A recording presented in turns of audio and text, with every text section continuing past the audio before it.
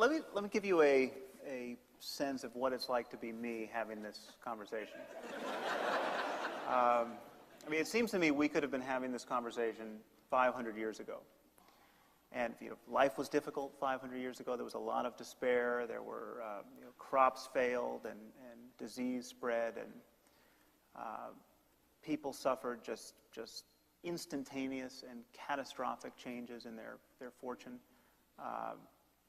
And it was the cause of all of this actually was well understood 500 years ago.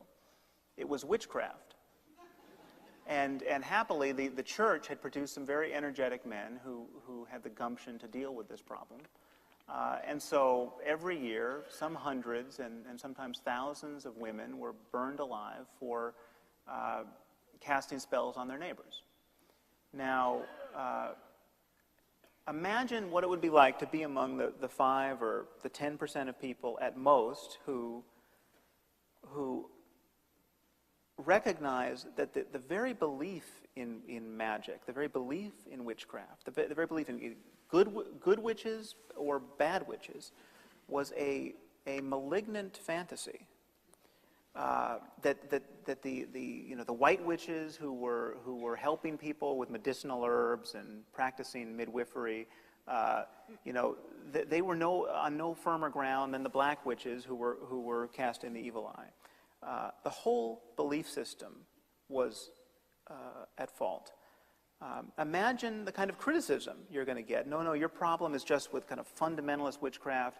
The reality is that witchcraft is far more nuanced than that, and there's no conflict between science and witchcraft. I mean, science deals with physical law and physical causality, but witchcraft deals with potent spells and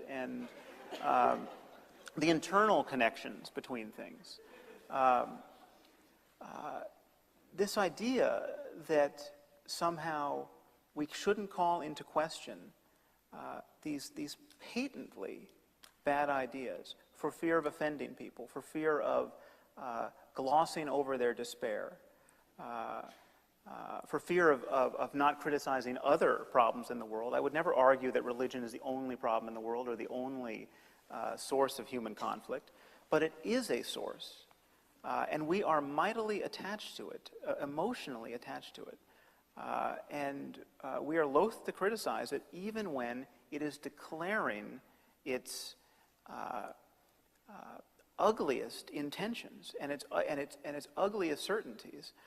The problem with the Bible is however you pick and choose, whether you're a literalist or a selective literalist, the problem is there's just a mountain of divisive nonsense in there, and that's where people get ideas about homosexuality being an abomination, and why our country in the 21st century debates gay marriage as though it were the great moral issue of our time. This is coming from religion, and it seems to me that it's time we had an honest conversation about that.